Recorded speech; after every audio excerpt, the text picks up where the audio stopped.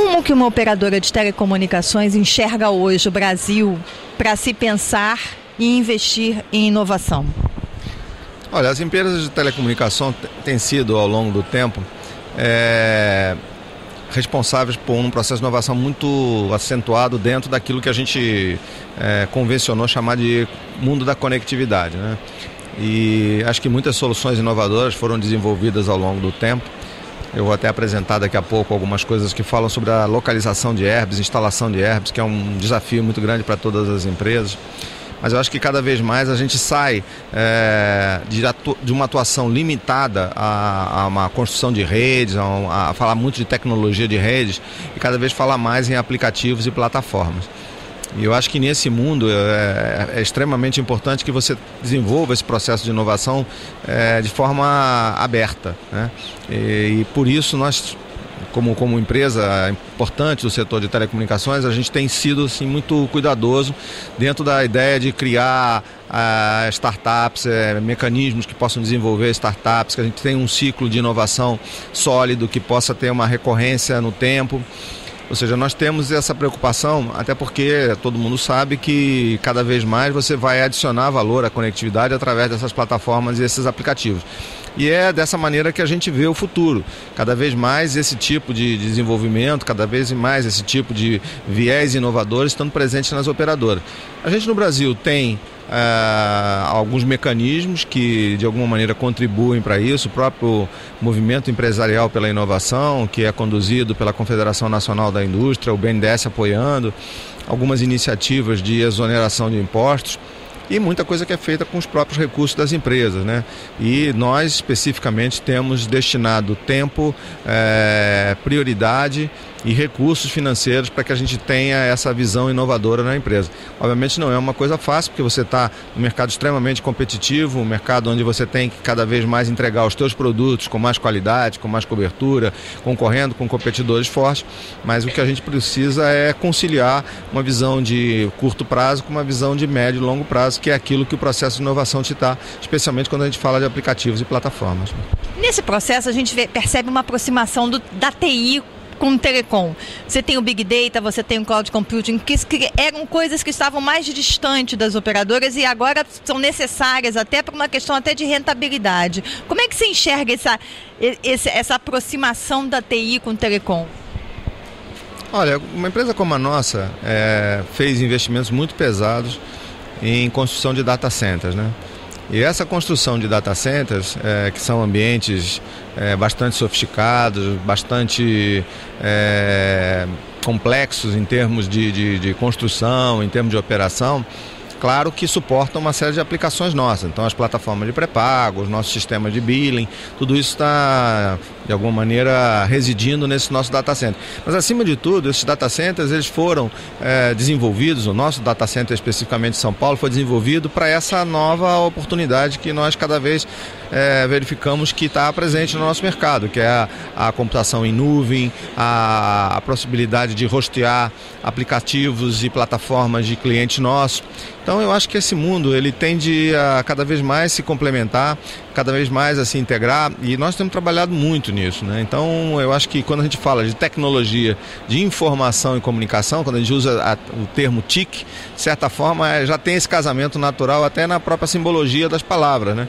E nós como companhia, eu acho que todo o mercado de telecomunicações tem acreditado nisso, e acho que é uma união, talvez até um casamento que veio e cada vez mais vai produzir resultados. Aqui na BID se fala muito das cidades digitais, e aí entra toda essa questão também de você ter o município trabalhando junto com a operadora, tem município que reclama, onde a infraestrutura não é tão boa quanto eles gostariam. Como é que você vê? A Telefônica tem um trabalho especial lá em Águas de São Pedro com essa questão de cidade digital. Como é que você vê essa questão das cidades digitais no Brasil? Olha, eu acho que um dos setores que talvez mais beneficiados sejam por esse processo de novas ferramentas de uso de tecnologia, informação e comunicação são as administrações públicas, né? Eu acho que a gente tem possibilidade de melhorar muito a visão do cidadão com relação à administração pública, usando novos processos, novos procedimentos e ferramentas de tecnologia de informação e comunicação. O que a gente tem feito lá em Água de São Pedro, como um projeto pioneiro, mas que vai se replicar em muitos outros municípios brasileiros, é exatamente essa integração, né, entre uma rede potente, uma rede super moderna, uma rede que tem capacidade de oferecer uma série de serviços, com aplicativos que estão diretamente relacionados ao cidadão. Iluminação inteligente, um sistema de parking, estacionamento inteligente, melhoria das condições de acesso à saúde pública, educação pública. No caso de Água de São Pedro, mas também poderia ocorrer em uma série de cidades brasileiras, a questão do turismo, né, com portais do turismo, e também melhorias na administração, naquilo que envolver a administração propriamente dita, né, transparência, novos processos de gestão. Então, eu acho que essa experiência pioneira, ela tende a se tornar mais comum, e aí o que faltaria, né, é a gente ter políticas públicas que apontem para essa direção. Acho que as empresas estão fazendo o seu papel, mas o Brasil é muito grande, né, e os melhores exemplos, os maiores benefícios certamente são naqueles municípios mais carentes, onde você tem mais dificuldade de oferecer alguma coisa diferenciada para o cidadão. E aí é muito complicado chegar em 5.700 municípios. Aí eu acho que a existência de políticas públicas que estejam apontando para isso, eu acho que vai fazer com que essas facilidades e esses benefícios cheguem mais rapidamente, especialmente no cidadão do interior. Claro que as grandes cidades todas estão preocupadas com isso, estão fazendo movimentos, e eu acho que nesse caso das grandes cidades o que a gente precisa talvez é um alinhamento e uma aceleração desse processo. Nessa linha, tem que perguntar, a Telefônica está se preparando para o leilão de 700 MHz? Esse leilão programado para agosto, ele tem condições de ser realizado nessa data, na visão de vocês? Olha, eu acho que o tempo é apertado, né? Mas não seria impossível. Eu acho que a grande questão é conhecer com muita clareza todas as questões, todas as características desse leilão, né? Nós não temos informações sobre os valores, nós não temos informações mais detalhadas sobre a questão da limpeza da faixa propriamente dita, né?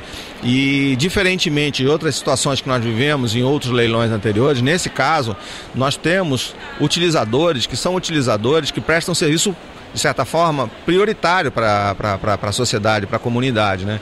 E nós sabemos que não é um processo simples, né, de movê-los exatamente por essa prioridade. Então, eu acho que a gente precisa ter muito mais informação do que a gente tem agora. E nós estamos exatamente nisso. Nós vamos ter uma audiência pública na próxima segunda-feira. Certamente a Anatel vai ter oportunidade de transmitir algumas informações para o mercado, e nós vamos pouco a pouco vamos conhecer um pouco mais de tudo isso. São 3 audiências públicas que estão programadas. Acho que é muito prematuro fazer qualquer comentário nesse momento. Vamos esperar essa primeira audiência pública, até para que a gente possa ir esclarecendo a nossa opinião, o nosso conjunto de dúvidas, e aí a gente vai ter possibilidade de dizer com mais segurança o que a gente vai fazer daqui para frente, né? Operadoras e radiodifusores têm chance de sentar à mesa e negociar uma solução de consenso para ambas as partes, para que a faixa seja melhor aproveitada? Olha, isso aconteceu no mundo inteiro, né? No mundo inteiro você teve um processo de limpeza de faixa, a utilização posterior pelas empresas de telecomunicações. Isso aconteceu em diversas partes do mundo. Quer dizer, claro que cada país tem a sua especificidade, cada país tem as suas características, mas eu tenho um otimismo natural e eu não vejo isso como um problema, né? Agora, é um processo complexo, a gente não pode negar isso, tá?